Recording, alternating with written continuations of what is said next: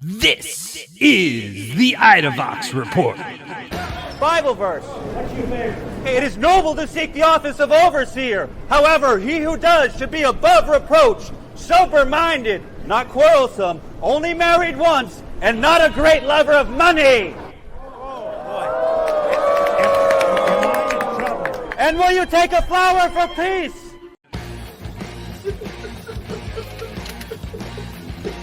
We're gonna have so much fun when that movie comes out. Damn it, when it comes out, we're gonna have a ball. Oh, I've been having fun looking forward to it. I've been having fun making it.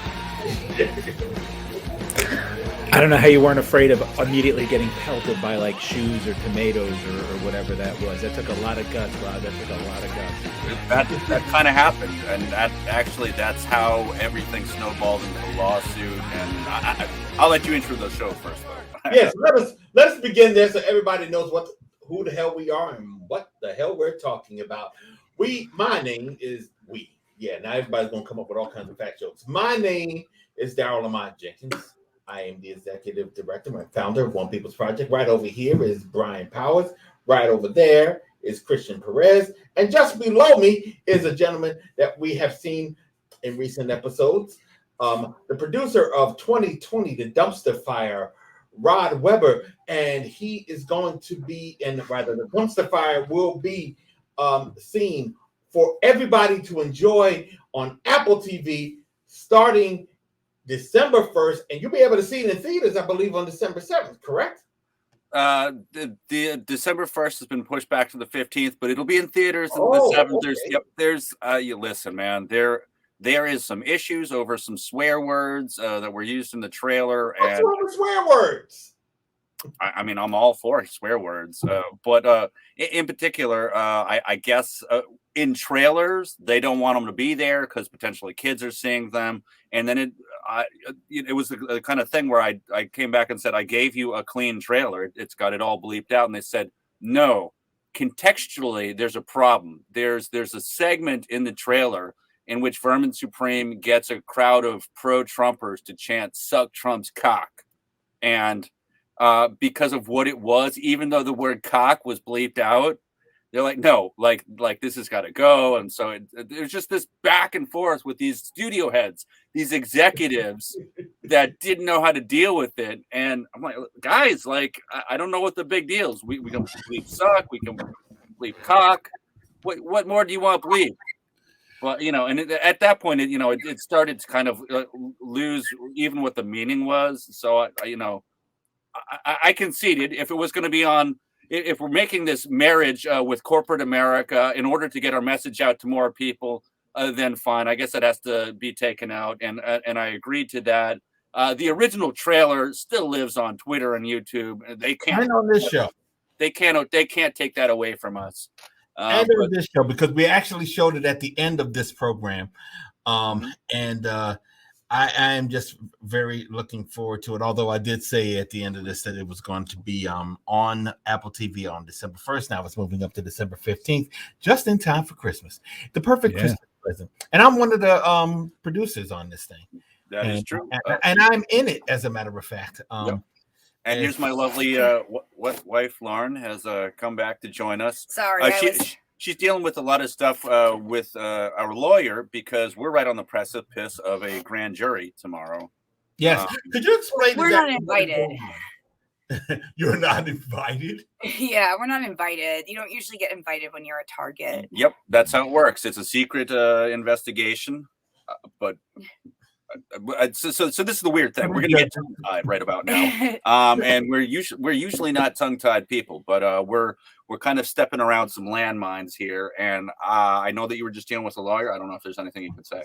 Well, I just finished eating a delicious ham sandwich. As everybody knows, are the favorite food of grand juries everywhere. I happen to be a capicola with a fine like, you know, Swiss cheese or some bullshit and parsley on the edges. no, provolone. What's wrong with you? Yeah, well, also, I prefer horseradish on my ham sandwiches. So I can really only answer questions regarding ham sandwiches when it comes to my case and the secret indictment that is being written up against me. However, what they have been doing to us for the past year, to our friends, to our comrades, to our colleagues, is a far greater crime than what I'm being accused of in terms of harm on the public and harm on people who are actually peace activists and good people. So just, you know, let it be known, whatever team you decided to root for in the election, justice, the DOJ doesn't care about justice. That's all I have to say. They do not give a fuck. And this is the thing that we do have to concern ourselves a little bit as activists, as filmmakers, as journalists, or whatever you want to call yourself. That the repercussions of applauding that Steve Bannon's got a grand jury, that affects people like Lauren and I. Well, I wish they were as nice to me as they were to Steve Bannon. You know, as soon as this indictment hits, they're going to be knocking on our door with guns. We know people who got raided at gunpoint with 6 kids in their own house for white collar shit, for bad paperwork. We know this, and it's the same investigators that have done that are going after us. Well, and to be fair, they're not a pale complexion. This is BLM activists. Yes, they're going after them for white collar shit. Just to be clear, but they are still raiding their house full of children at gunpoint. So yeah, we're scared. And we are being really vague, and I'm so sorry about that. No. You have to be vague, and we completely understand that. So don't be concerned about that. I mean, it's just as my dad would say, it bees like that sometimes. Indeed. So do we will talk about things that you can talk about. So should we give some backstory or context for the audience here? Because I feel like we just jumped in the middle of it. And for folks that haven't been following along with us, that might be problematic. Yeah, by all means do that. Please do.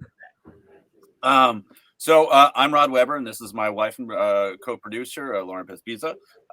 We made the film 2020 The Dumpster Fire, which by and large is about the 2020 election, especially the primaries for the first half. And when COVID hits, I go straight out to the George Floyd protests, where there's the fires in Minneapolis, covering the protests of the CHOP/Chaz. In Seattle. I was out in Portland for a while, going to the protests in New York, the protests in DC, the protests everywhere. Second half of the movie is when shit hits the fan. Daryl is actually in the first scene of the second half of the movie, which kicks off the protest segment, if you will. The film also covers throughout it my lawsuit against Donald Trump, which was precipitated by events in 2016, which you saw at the front of the segment here. That was me doing the scripture with Trump. So I guess that's a good starting place as to how my 2020 came to be.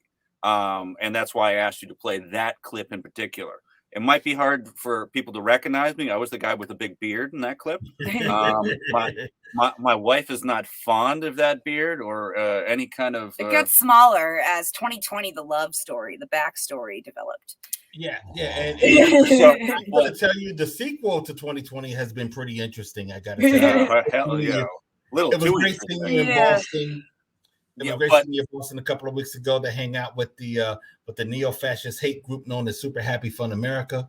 Oh my God. Yes, you have heard that correctly. Folks who have never heard of that group before, trust me, it's kind of like the Joker when it comes to calling a murderous villain the Joker. Yeah, that's what Super Happy Fun America is, except for the fact that they are really dangerous. I mean, and to be fair, Super Happy set the backdrop of what a lot of what I was doing in the 2020 film. They're not showed too much, but we do drop a couple of super happy bombs throughout the movie, just like the lawsuit, which again comes from that clip there. I say it's 1 Timothy 3, 1-7. It's noble to see the office of overseer, but he who does should be above reproach, sober-minded, not quarrelsome, not a lover of money, and married only once. And so all the Trumpers, they boo me, and simultaneously they're booing the Bible. Trump doesn't really know how to handle it. And as you guys were suggesting, I didn't get pelted with tomatoes and cabbages, but I did get pelted by their fists. And you also got shot. Oh yeah. So I mean, that definitely that is what the reason that I wanted you to play that clip is because that is the event, that is the moment that led to the lawsuit, and that's how the complaint is written in the lawsuit. And so do you have the date on that? Do you remember what day that particular that was October so the 2016 though, correct? No, it was 2015. It was 2015, yes. So the Bible event was September of 2015 in Rochester, New Hampshire. The following event, which really ramped things up, was in October 12th of 2015. Basically, it was a week later. I went to this other event, which was a multi-candidate event. And so you have to understand, at this point, Trump was not a thing. He was not a phenomenon. He was at a multi-candidate event where they gave him 15 to 20 minutes of speaking time. I went and camped out, got a front row seat, and made sure that when the Q&A came, I'd be able to call him out. And so a couple other people, were trying to get in there. But basically, as he went to Q&A, they were having problems with the microphones throughout, and there was some noise and there was some commotion. And I said, "Screw it, let's not worry about being on the microphone proper." I just stood up, raised my hand, and said, "Mr. Trump, I was assaulted at your rally in Rochester. Can you speak to that?" And right as he's responding, they plug in the PA system. There's a bunch of noise in the room. I couldn't hear exactly what he was saying, but in the playback afterwards, I saw that he said, "You look healthy to me." That was it. That was his response. So I was a little bit confused that people were acting as if something had happened, but something had. The former FBI guy taps me on the shoulder, says, "Hey, if you want to get your question in, you got to go to the back of the room. Go down that way, and you'll find the microphone there. Go to the back of the room." I kind of suspect that it's a ruse, but being a journalist, I follow through with the ruse in order to see what happens. Got my GoPro on me, and get to the back. There's no microphone. I turn around. There's a wall of Trumpers, and they're telling me I got to go. I mean, I don't mean just like MAGA heads. I mean, like official people from the campaign with the badge and all that. And long story short, they get in my face. They make a number of threats to me. You want to know my name? I'm going to put your name all over your face. This kind of. I mean, you're talking like mafiosos. Gonna quite put honestly. My face all over your name. Well, absolutely. And so they wave to some police officers, and so that's a vague thing, or what I thought were police officers. There were actually technically off-duty police officers in uniform, so they weren't. So this is the thing: they were imbued with the official powers of the state, but not responsible for any of their actions because they weren't on duty. They were hired. So that means they were kind of like, in a sense, even though they were actually cops, technically they were impersonating police officers because they weren't on duty. Right, but so the great thing about that, though, is that it opened the case up to the KKK Act of 1871. Interesting. In which you can invoke color of law, which means that communications between safe catchers or police or whatever they may be can communicate through just a wink, a nod, a look of the face. And so once I was able to establish custom policy and practice, then I was able to establish that when they were making motions like this, which were shown in video, that they were actually acting in conjunction with each other. And so that was the basis of the lawsuit, which kind of set the tone for my 2020, which is the film. Now, I've said a lot, I feel like someone else should talk now because I could go on. Well, Christian, Brian, Christian, do y'all have anything y'all want to add? Yeah, I mean, I guess I'd really love to hear how you met and how you've developed a relationship with Vermin Supreme, because he's an interesting character, and he's a pretty big deal on the political satirical left or whatever the hell we're involved in over here. But how did that get started, man? He's just from the neighborhood. He's actually his dad. Like, in fact, actually, Rod is Vermin Supreme, who traveled back in time to kill baby Hitler. Lady Hitler. So there was from New Hampshire. There's no neighborhood in New Hampshire. You live in the middle of the fucking woods. Vermin's just this guy. Vermin is not from New Hampshire. That's a common misconception. Yeah. And even people say that I'm from New Hampshire, and we're not. They're from the internet. Back to my original question then. How'd you guys meet? And what hood are you talking about? We're all from the Boston area, including Vermin Supreme. Well, we met. There's kind of a circuit for the Boston people up to Manchester, and so it's like an hour away. Manchester is where the New Hampshire primaries really happens. Joe Biden's up there, like today. And part of the lawsuit was that I sued the Manchester police. These were the people that were involved. And so the New Hampshire primaries become actually kind of a very small world because it almost takes entirely in Manchester and Concord. Concord is where the State House is. Mm-hmm. And a bunch of things happen with Secretary of State Bill Gardner, who is in charge of who gets to be on the ballot. And Vermin's always there. I'm always there. And there's just a core group of people that you see just by going to the New Hampshire primaries. And we couldn't help but be friends with, he's got a boot on his head. And at the time I was doing my shtick, handing out flowers, to make friends with the candidates and reading scripture to them. I met Vermin. Sounds like the beginning of every love story I've ever heard. Orgy at Vermin's house. I met him in 2013 at RaffleCon, where a lot of my friends were speaking on, like, a lot of memes. A lot of my friends are memes. And there was a meme convention at MIT. Might have been 2012. And he actually gave a little blurb for my thing about, at the time, she was called Bradley Manning, but now Chelsea Manning, because I was there with people supporting Chelsea Manning.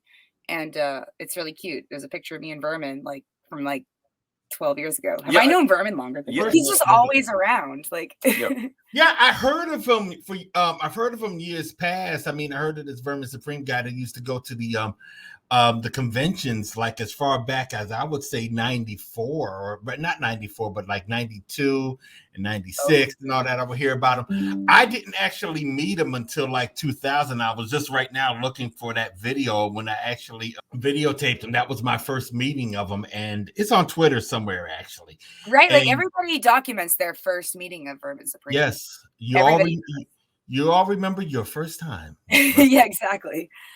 Yeah, absolutely. That was the thing, is that we just kind of we obviously hit it off, and we saw each other left and right, no matter where we went.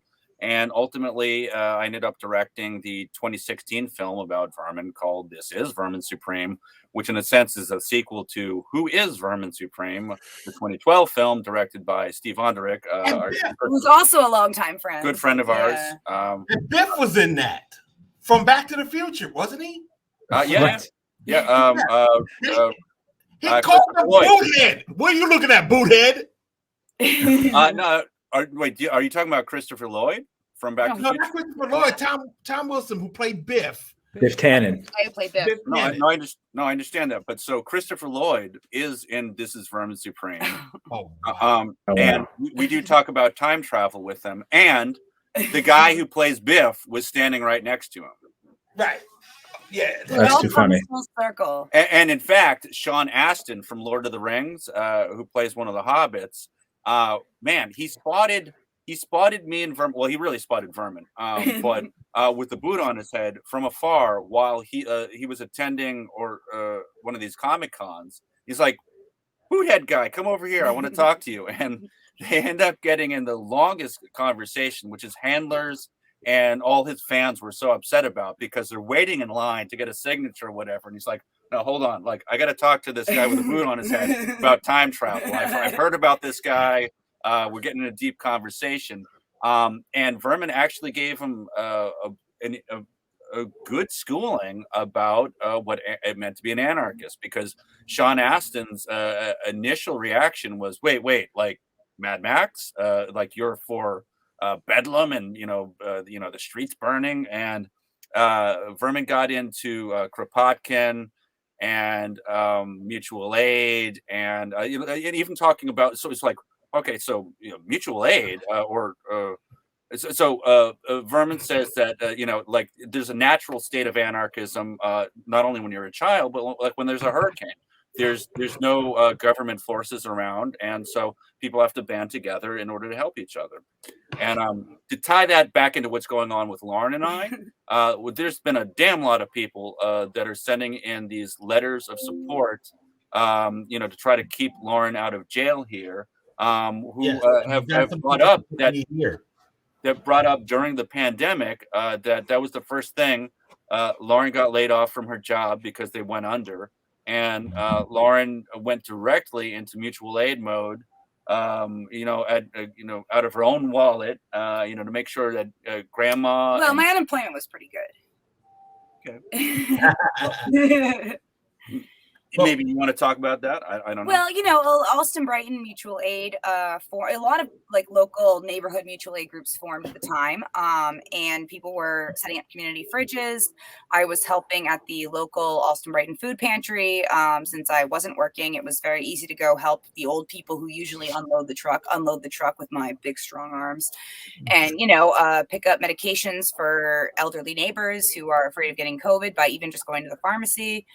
And it was sort of like just this ad hoc system that was created, but there was also group chats about it. And this is how, I guess this is what doing an anarchy actually is, right? I was helping there, one of my friend's mothers was 80 and her husband was in the nursing home for surgery. He ended up dying of COVID, unfortunately. But I was, the house was a mess, kind of a hoarder situation, but it was like, I did not want her to trip and fall. So I was going over all the time with my friends and helping clean up so that this 80-year-old woman wouldn't fall. Also, she wanted to go take a walk to CVS. Okay, wear your mask. I'll go in the store for you. That kind of thing. I had very close relationships with many people during the initial pandemic shutdown, ground zero situation in Boston, until the George Floyd stuff started up, and then it's time to get out of the house. But there was a lot of things that I was doing. I was also helping, because there are people who are still working who are passing by people overdosing.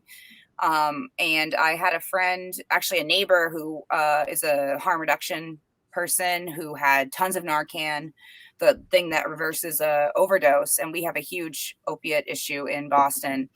And, there was no one on the streets except people who were overdosing, and no one's calling to help. So I made sure that my friends who worked at City Hall and, were still working, had Narcan, knew how to use it. I did distribute Narcan to people that ended up using it on people. And this was not like something I was trying to like actually talk about. This was just like normal to me. This is what you just do. Like, like this is, I guess this is anarchy, because is this what anarchy is? I mean, I always thought anarchy was a Mad Max thing too, but I realized that we need to take care of ourselves. And actually, I do believe in the inherent good in most people. Well, see, that's one of the things. I mean, yeah, I had to learn about anarchism through actually a DVD, actually a PBS broadcast called Anarchism in America. And it goes back to 1980s, and it just ran down all the facets of anarchism. I mean, Murray Bochkin is in it. This dude named Carl Hess is in it, who used to be a Republican speechwriter or something like that. Then he became full-on anarchist, which actually really was just libertarianism. Right. But you also have folks on there. I mean, like I said, multifaceted. Had some people that used to roll with wrote with Emma Goldman. I remember this is 1980, so a lot of them were still alive. One of our friends knew that person. Yeah, Sturmer, I think her name was. Yeah. There was also, what's their names? The Dead Kennedys. They was in it, and then there was just some random. Oh yeah, they did show the Libertarian Party and Harry Brown from back then in 1980, which was weird. If you guys know about the Libertarian candidates of 1980, Harry Brown was the presidential candidate for the Libertarian Party. Jared Taylor or Jared Brown? No. Harry Brown. I believe that's Harry Brown. He was a regular. Okay. I don't know. But Were they still racist? well, the running mate was David Koch. Weird. Yes. I remember reading about that. Well, Yes. so- Okay. Now Daryl's using his old man. Is that the power. campaign where he I don't know what's minted going a on. coin to himself? Huh? Is that the campaign where he minted a coin for himself? I don't promote think the- he did that back Yes. then. If you look out there, there is a campaign coin that Koch minted for his campaign with him on him on one side and the presidential candidate on the other. Oh, But you God. know what they did? It was really interesting too. Not too narcissistic. Because it wasn't just about just like political structure or anything like that. There were some people that they had on the show that were in the documentary. They got into the yippies. Want to throw that in there too. But they also talked about people who were just working and doing things and setting up institutions and establishments, like independent truckers or some sort of collective that wasn't necessarily political, but it still had anarchist roots to it. So it was really important for me because I saw this in '96 when I was protesting the Democratic Convention.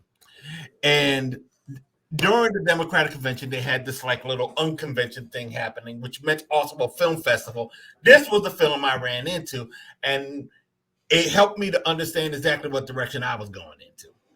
By the time '96 was over, I was pretty much full on radicalized like a motherfucker because of the DVD. It's on my shelf right now. And I'll have to watch it. we gotta watch it. I didn't even know I was doing anarchism until everyone said it was anarchism. I thought it was like socialism kind of in a way. Like, I don't know, because it was a lot of state people, Socialists the socialists take over, have a nasty habit of just like right. But They do elect mayors though. But they can do things politically pretty easily. But when it comes to actually producing results and getting things done, I don't diss socialism at all. I don't diss socialists at all. But when you really want to put your pedal to the metal, you gotta be an anarchist. Yeah, that makes sense. They have too many meetings.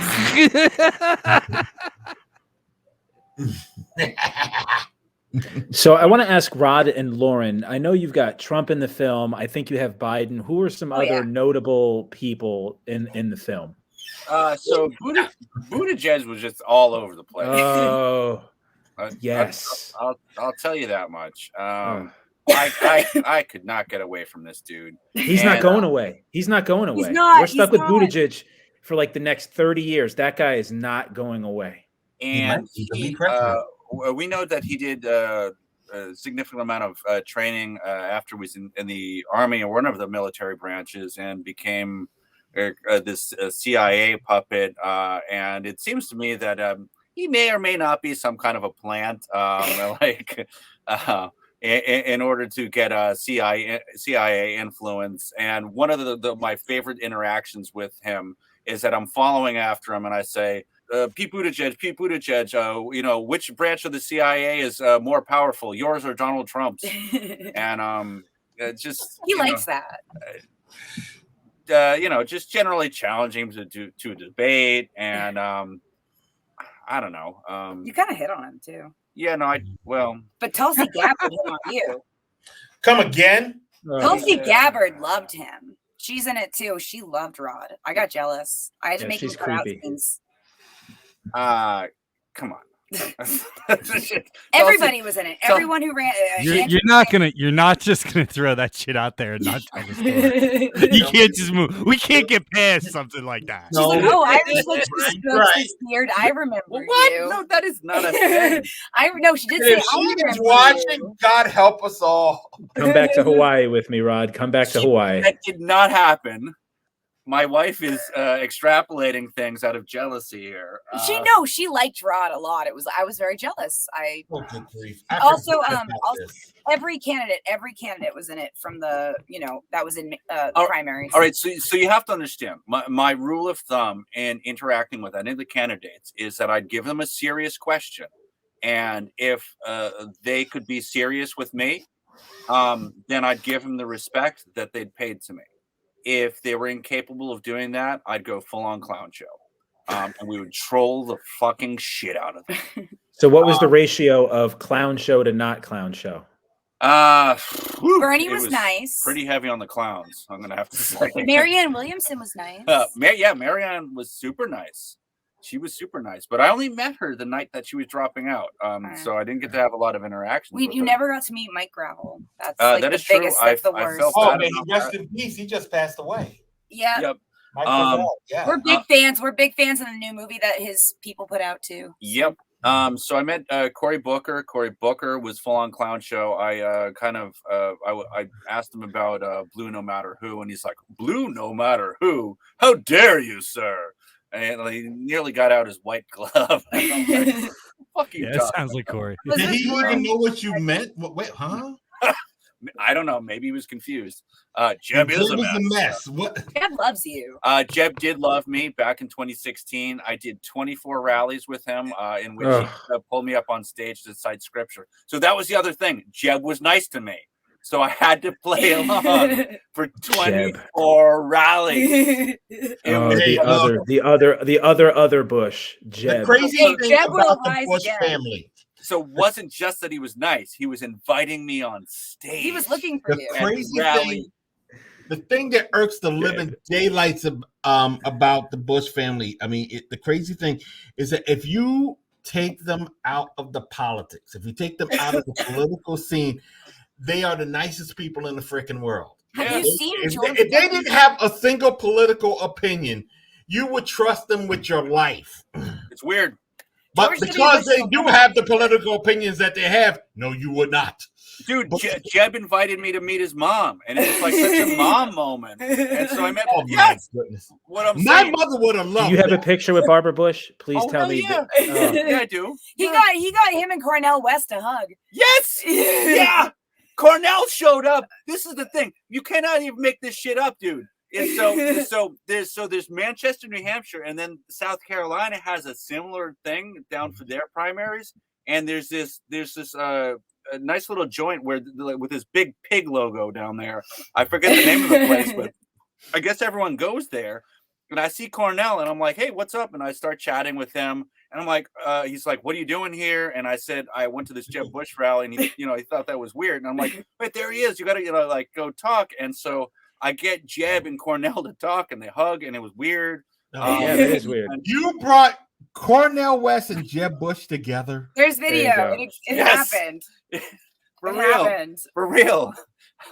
I hung out with Neil Bush. A very lesser known Neil Bush. I forgot. Sorry. About I'm so sorry. I don't want to. There's Joe Arpaio. Of course, you talked to him. Oh yeah, Joe Arpaio's in it. He's gonna sue us. It's gonna be great. Kent State Gun Girl was in it, according to Anti-Google.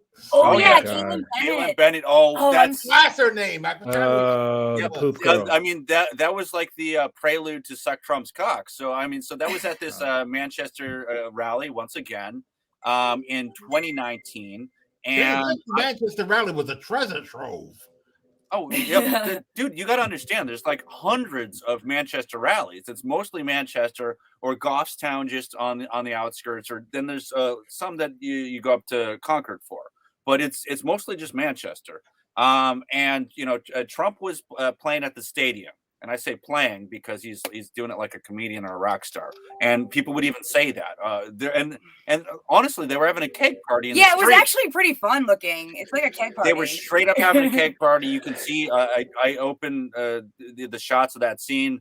These guys the Trumpers pounding beer. They're inviting me to have Bud Lights, and I shotgunned some beers with them. And wait, they were drinking Bud Lights? That sounds like what a Trumper would drink. 100%. I mean, even back in 2016, I went to this Trump rally in Michigan, and it was in a place where you could actually buy Bud Lights like at the rally.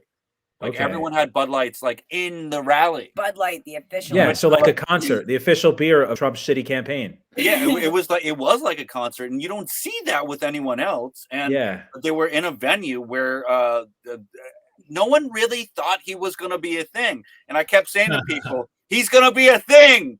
Stop this man.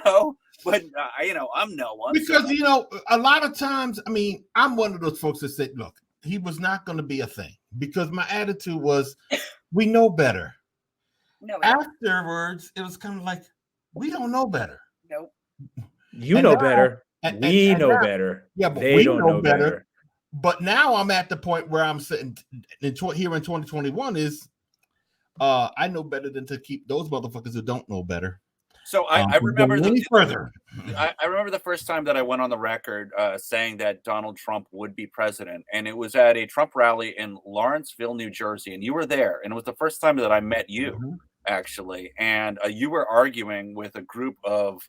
It was basically there was a bunch of high school kids that were in opposition to Trump, and like a handful of people that were true believers, adults.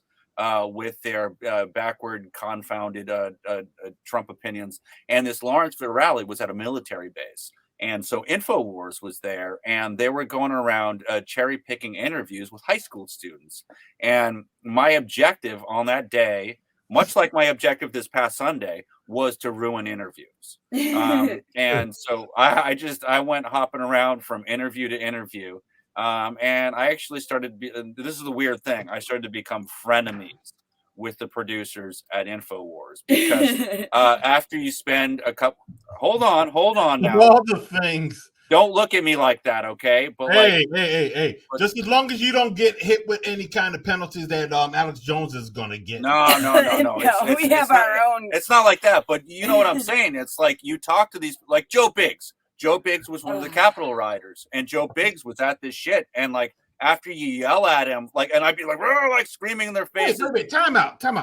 Are you saying Joe Biggs was at the Lawrenceville thing? No, Joe Biggs was not at Lawrenceville. I'm just saying, like at that time he was an InfoWars producer, but I'm bringing him up because he's well known. Okay, but so he would be at these things, and you ruin his interviews for 2 hours straight. And afterwards, you're sitting on the curb, your producer's smoking a cigarette.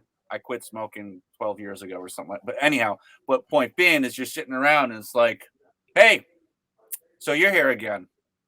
All right. Like, I don't know. Like, you're just, so see you at the next one. I don't like, it's like a weird thing. I know the feeling. I mean, like even like Samson of Super Happy Fun America, like we're like, it's not like I mean at this point they seem really bitter, but we're like, hey, see you at the next one. You know who that reminds me of? I have that kind of a relationship with this blogger named Elad out of New York City. You met him.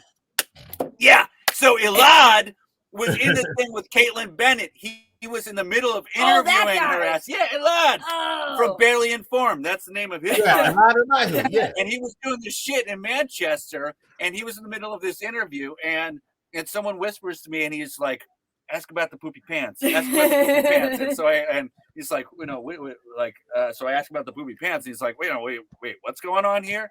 And so we get into a larger discussion about it's like you pooped in your pants. Wait, hold on. So Caitlin's like, did you want me to poop in my pants? Which is a great response. Hey, I gotta give her credit for that. Like, I don't know. I'm a thin man and I only eat vegan food. I could not determine what you're eating that would make you poop in your pants. And it went back and forth like that. It made it sound like she offered to poop her pants, and She did. I Kind feel of. like It she was was. really I weird. feel like you they know, had I just want to make a point here that I am a fan of the band Brass Against. Yeah. And I don't know if I want to go there this week. I love Sophia. And for those who don't know, just go on Twitter. It's okay now. No, do not cheer that shit. No, What? I didn't know. I didn't know why you were cheering. Because Now it I was know consensual. Oh my god! No. Well, it was. I mean, It was, but no. Come on. It's still, it's fine. Oh, get the fuck out of here. She's about to be investigated herself. Police are looking for her over it. Well, she can. I can send her my lawyer's contact info. Yeah, some people don't even know what the hell we're talking about, so now I got to tell everybody. There's this band called Brass Against. They play rock songs, but with a brass band. Yeah, we have something like that in Somerville. And they're out of sight. They do a lot of Rage Against the Machine covers. They do Tool. They're opening up for Tool in a couple of weeks. But now they're being called Rage Against the Latrine. And oh no. And this is why, for those who don't know, Sophia Uribe, who's their lead singer, beautiful woman, downright beautiful woman, was getting into the performance, and somebody in the audience asked her to pee on him. She had to go. I cast thee out, Satan! I cast thee out! What's the big Brought him deal? up on stage, dropped trowel, and Why the fuck are we talking about? she came into that meeting. Everybody get over yourselves. It's fine. She hit. I'm not JJ sweating. I'm just trying to keep from saying the worst puns in the world just by accident when I talk about the band. She was facing like sideways, so you couldn't see her private parts. Are we so still it wasn't recording this? exposure. Are we recording this? It's not R. Kelly, okay? It's fine. Oh, this is live. It seems Oh, a little yeah, bit like no, that. this go is back a and- consenting adult. I'm He a was brass. loving every minute. I mean, it sucks. For me personally, it sucks as a fan that this is what they're going to be known for. On the other hand, fuck it. Yep. I didn't know they existed until I saw this blow up, and I'm like, hey, these Such are a- They're not shaking this. They're not shaking this. This is it. This is biting head off the bats level. this is who they are now. You are now, but it's like so funny because Can my I boy. say something? Yes, Well, when you're not that good at music, you have to do crazy shit for it. but they good. are. Dude, They are. they're a cover band. Brass They're a band. cover Cover band, and Fuck it's that! mediocre. No. It's a They cover are band. bad They're a as cover hell. band. They are nice as hell. They're You know, nice. I wasn't a big Love fan of Brass. Pussy They're Riot. nice as hell, and they're good at playing their instruments. But come on, there's real music. I mean, I'm not really always big on cover bands, really all that much, but it's kind of like, we're getting into the music segment of the show. Yes, I like this part. But I really don't care for cover bands all that much. But when you get creative with it, You then just like it because the singer's really hot. You got the hots for the singer, so you think the band is great. But if but I'll be honest with you, I'm also a fan of Mac Sabbath, and Mac Sabbath is just basically a cover band that. Yep. Have you ever heard of them? Oh yeah. No, Brian, have you ever heard of them? I have, and I've heard. Okay. It. Yeah. Those All are right. just up- All right. If we're doing the music segment, Oh, me boy. and Lauren are obsessed with Bill McClintock and DJ Cumberbund. You know, Mashups. mashups. Oh, the mashups! Yes! Oh, yes! Oh, Yeah. I just saw one that made me cry. So like Donna Summer Right. meets Danzig, Mother, but it's like Yeah, but it's like Bad Girls. Bad, like It's Well, like how it's How about own- the one when they did Stand Up for Your Rights mashed up with Rebel Yell? Yes! Yeah, we love that one. Right now, Christian and Brian are like, what the fuck is going on here? Where did we lose this? Well, I mean, I know Rebel Yell. That's I know really- these Billy words put together. But I just saw one that just made me have to turn it off after 30 seconds because I was like too busy laughing my head off. but so it's Rebel Yell meets Bob Marley. So like Yeah, you got to see it. It's on and, YouTube. It's an There's a art. whole It's an art. series. There's a whole series of Led Zeppelin, Black Sabbath mashups of Robert Yeah, that's why Plant Bill McClintock. singing to Black Sabbath and vice versa. It's But I try like now. Taylor Try Swift. Black Sabbath. Try Metallica with ABBA. Yep. Oh, I don't think I Huey will. Lewis in the news. New and Metallica. Yes, they did Yeah. that. You know Post that one. pre the Black Album or post the Black Album? It's Enter Sandman with Yeah. One New Drug. No, it's No. Enter with Hip to Be a Square. Yeah, that's right. Hip to be a Sandman. I wish I'm I one of could those play old fuddy-duddies that thinks they haven't done shit good since like 1989. You know, Well, yeah, I'm there too, but well, that's true. But this is different. This is very different. I assure you, you will not be upset. The juxtaposition is the art. We have really gotten off topic here. Oh no! This is My what favorite happens part of when the you show. start It getting. happens. And by the way, while I am on the subject of creative cover bands, Joe Biden wrote the Patriot Act. Huh? What? Joe Biden wrote the Patriot Act. Yeah, forget about that. Now we're all screwed. That's on the dumpster fire. But I got to throw in Postmodern Jukebox. Everybody got to check out Postmodern Jukebox. So trust me on that one. Cover songs done in like oldie time. What you call it?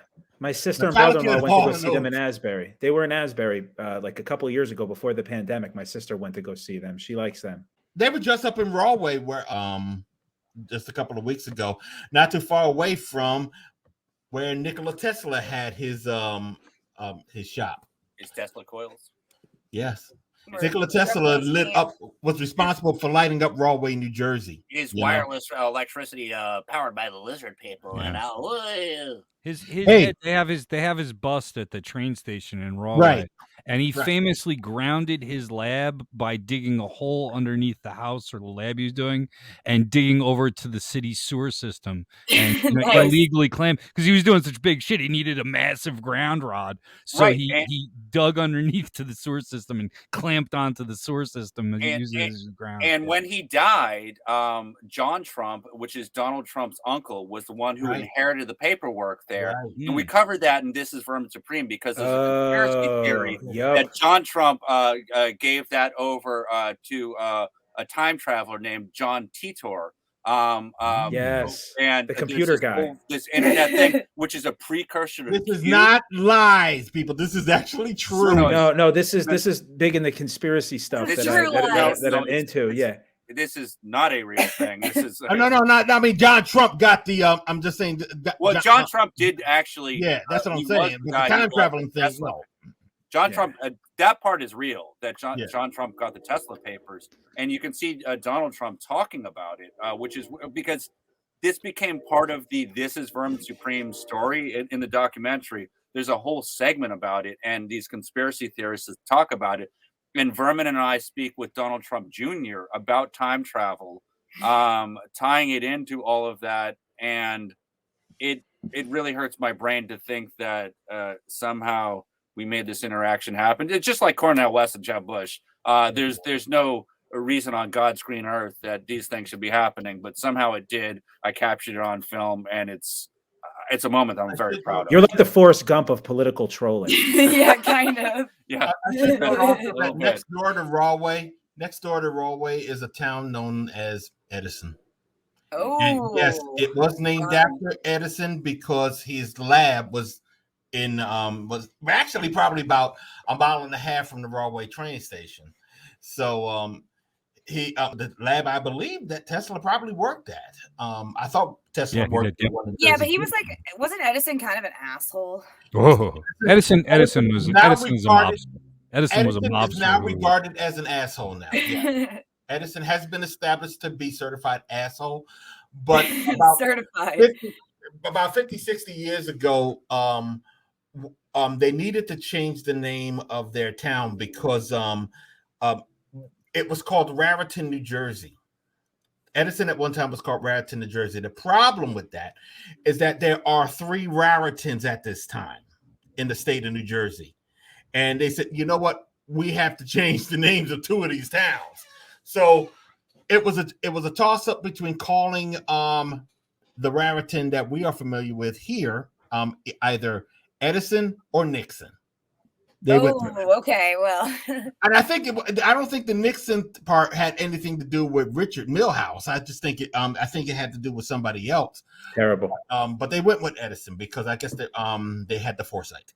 What about Westinghouse? Whatever happened to Westinghouse? They're still around. Don't they make like Yeah. sewing machines or like microwaves or They something actually used now? to make cheap TVs. But speaking of Yeah. Nixon, one of the things that Donald Trump the man. So I named Donald Trump the man, the company, and the campaign in my lawsuit. And the thing that he asserted was the Nixon versus Fitzgerald case, saying that a standing president can't be named in the lawsuit. Now, obviously, the roosters are coming to hatch on that one, and everyone's going after him. And Summer Zervos just dropped her, so I assume they settled. But you know, I hope he gets fucked by Steve Bannon. I bringing it back to what we're doing. The grand juries that are being held, I honestly believe are a result of my lawsuit against Donald Trump. Yeah, well, like they basically said it. So I should say, after everything that happened in 2016, I did the suing of Donald Trump. The suing of Donald Trump culminated on December 23rd of 2020, in which the Trump campaign conceded, and they wrote me a check for $20,000. The Manchester police wrote one for $15,000. Shortly after that, let's say it was a week and a half, week and a half. January 6th happened. A couple days after that, federal agents came and approached me. And they specifically asked you about the. No, they specifically mentioned. They the lawsuit. specifically bring up the lawsuit, and they're pretty butthurt over. Oh, you're making a good amount of money there, buddy, huh? And but they accuse me of a plot to assassinate Donald Trump, and they say that the trailer for our film, 2020, The Dumpster Fire, is the reason, and the reason. They got under the umbrella of their January 6th investigations. They interviewed this Proud Boy. The Proud Boy says that somehow Antifa's assassinating the president. There's something in the trailer there which would suggest this assassination plot, and this has led to the 10-month investigation, which Lauren and I and probably at least a half dozen, if not a dozen, of our associates have been subjected to. There's been at least 5 grand juries at this stage. 17 plus knocks, about 20 knocks. At least 17 visits by FBI agents that we know. Like, I lost count at that point. I think it's probably up around 20. But they say when you're lawyered up, they're not allowed to talk to you, and they keep showing up. Even against that. And so this goes back to Agent Andy Creed, who's a Boston cop deputized as JTTF by FBI. He identifies as the FBI. But he's Joint Terrorism Task Force. He introduces himself as FBI, but he's deputized as JTTF, Joint Terrorism Task Force. And they have very little oversight, and they report to Boston Regional Intelligence Center. Otherwise known as BRIC. And it's extremely hard to find out what they're doing. And so much federal money goes into it, basically giving BPD officers license to do whatever they want. There's a lot of people in the ACLU and other organizations fighting against the power that BRIC has. They're the ones who operate the gang database, where basically if your cousin got caught doing something and, you know, he's got a friend who's a gang member, now you're on the gang database because your cousin is. It's the same group. It's BRIC, and they write reports and they lie, and it's like a gossip column for cops. So in those some of those videos that I shared in your DMs, Daryl, you can see that this agent in May, after we're lawyered up, shows up. Did you want us to show that? I put it public. It's public now. Okay. All right, it's public. Grand jury's tomorrow. I'm getting raided in like 2 days. Listen, I mean, I gotta say, we got 3 minutes in, and I definitely want to make sure that before we even get out of here, we gotta let people know how to support you. So can you speak on that? So we have a change.org petition, which is not really enough. We applied for a GoFundMe and they rejected us. We're going to be posting it. Well, Rod, you need to pick your wording better. We'll make another GoFundMe and it'll be better. If Kyle Rittenhouse could do a GoFundMe, how the hell could we get to rejected? Yeah. But we're about $15,000 deep with the lawyers. This has been very expensive. All those Trump bucks that I won in the lawsuit, you know, it's fleeting away. It's not entirely gone, but they they have been effective in their mission to stifle our First Amendment speech, which is quite honestly what we're doing and making a promotional trailer. We were making a satirical statement in this promo, and basically going after Lauren, going after going after my wife because they couldn't get at me. Yeah, they do that all the time. Yeah, no, that's going Story of my life. Going back to Martin Luther King and telling him to commit suicide because they got dirt on him. I mean, listen, we're not in the ballpark with. I shouldn't have even said that. We're not MLK. We're a fucking clown show over here. But Clown Tifa. But the point being is the tactics remain the same. Yes, they're a gang.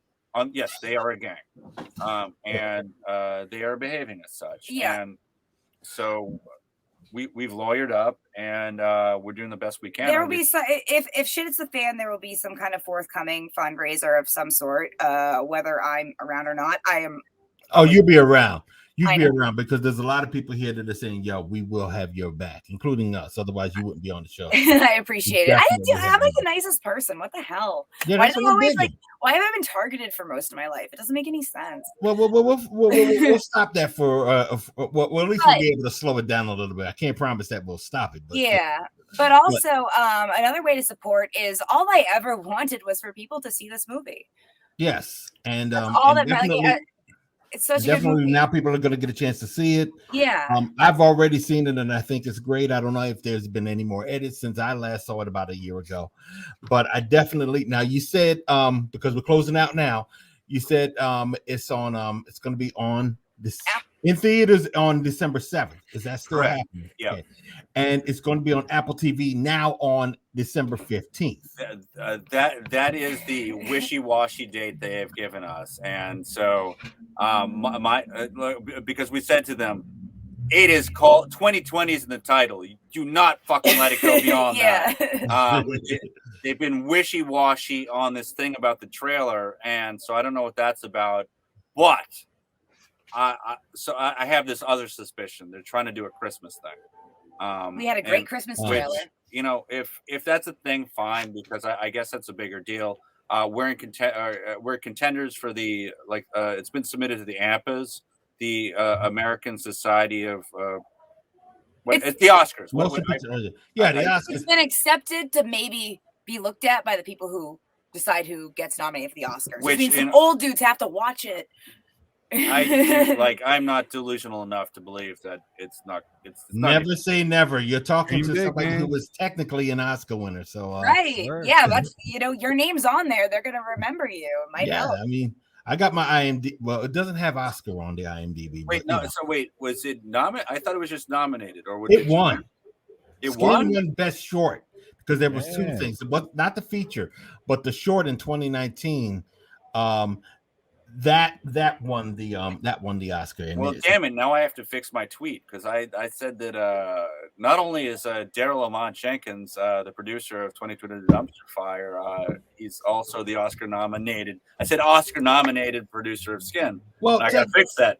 Yeah, so I mean, I'm one of those folks who you just got the credit, that kind of thing. But, But you're in our movie, I'm definitely in the movie. I'm not wearing this shirt, but I'm wearing one of my other favorite shirts. Yeah, I mean, you're in Skin in the sense that you're played.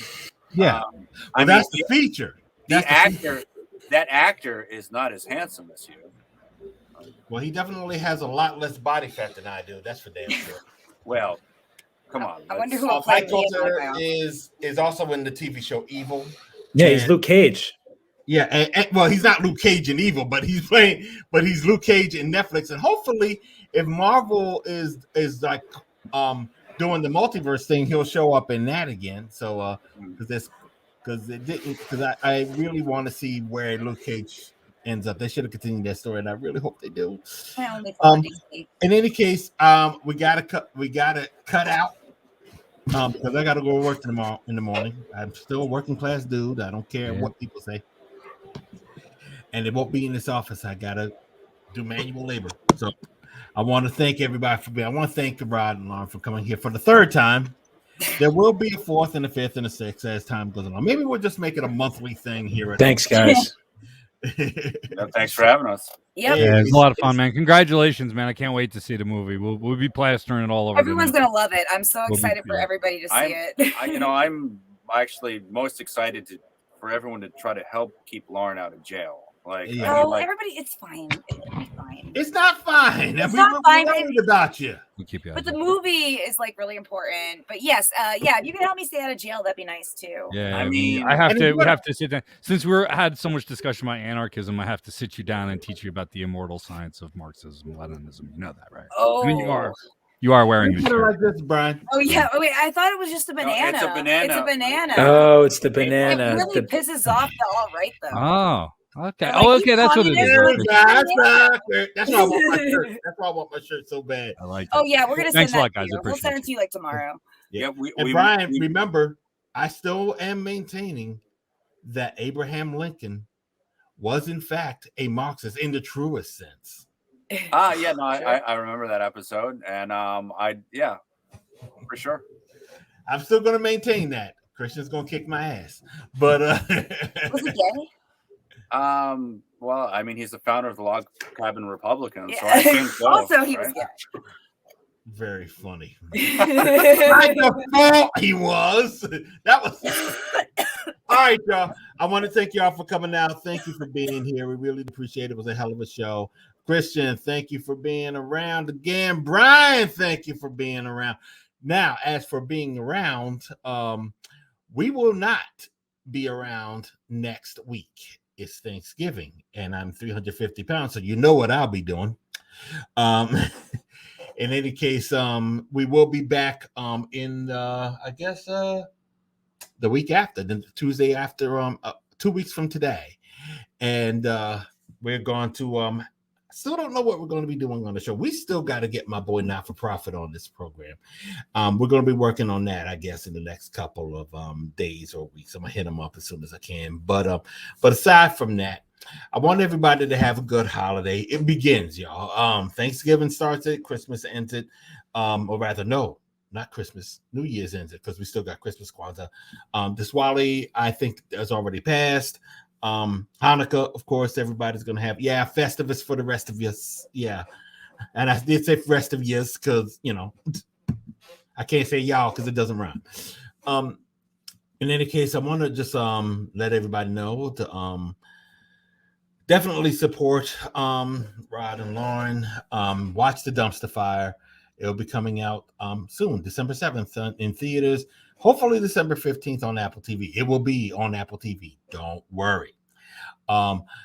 As for me and everybody, just be here in 2 weeks. We're going to have a really good time no matter what we have planned. Hopefully that we won't have any ridiculous things happening between then and now because we don't want to miss talking about it. But like I said, y'all have a good holiday. We'll see y'all in 2 weeks. And as I always like to say, peace!